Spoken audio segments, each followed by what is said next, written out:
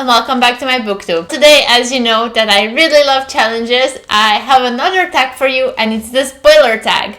So spoilers and me are totally not friends, so when I saw this tag I really liked it, so I decided to try and do it. I haven't read all the questions, but I know them because I watched a few videos by other booktubers doing this tag, so I'm kind of familiar with them, but at the same time I totally haven't prepared any answers, so we'll just see how it's gonna go.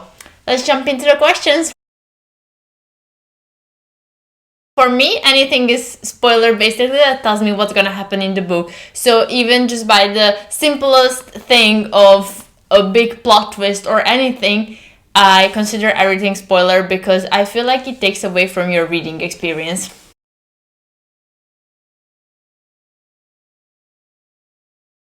Yes, definitely. So in terms of romance, obviously, you know how they are structured in a way that they get together, they break up, they get back together, so you kind of know these things.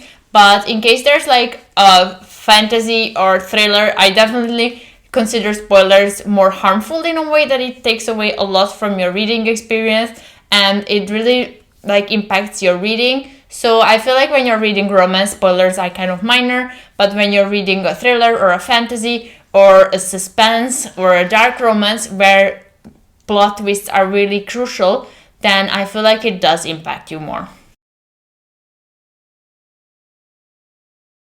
I usually go in blind. That's why most of the times when I'm doing booktube videos, I don't really know what they're about because I like to be surprised. I don't really like to read the blurb and find out what's gonna happen. I just, if I know the author or if the concept grabs me and just a few words about it really catch my attention, I don't really like to read the blurb. I feel like it takes away from my experience. I like to explore it, and even with small tiny details you get surprised because you haven't read the blurb, so it really adds to your reading experience.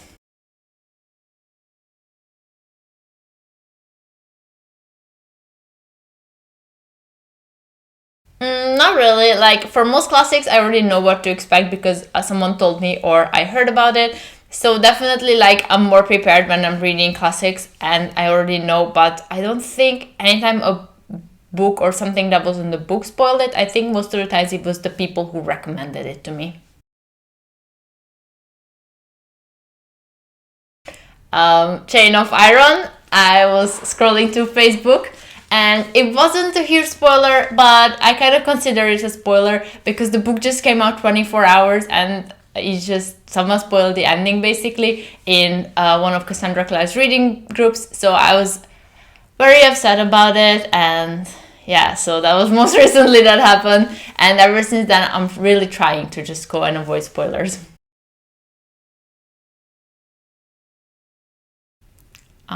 I feel like I did because I really like to talk about books, and most of my friends, they don't really like to talk about books. So every time I'm explaining a book and they say, yeah, I'm interested, I just tell them the ending because I know they will never read it. But then sometimes they end up reading it and I already spoiled it for them. So it sometimes happens, but not that many times because all my friends don't like to read. So it doesn't really matter for them if they know the ending or not.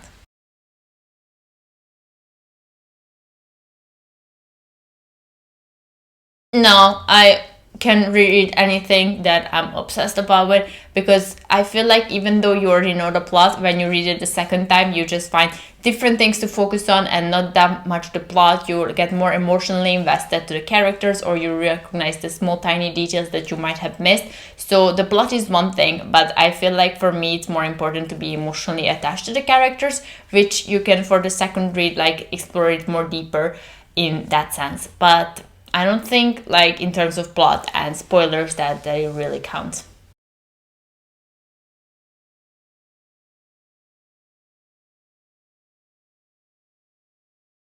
I always review spoiler free because most of the times when I review arcs they have to be spoiler free and I don't like to ruin other people's reading experience. And I do try and always stay spoiler free, but I think there was just a few times I couldn't be. But then on Goodreads you can mark this contains spoilers, so they hide your review so people don't like read it if they haven't finished the book.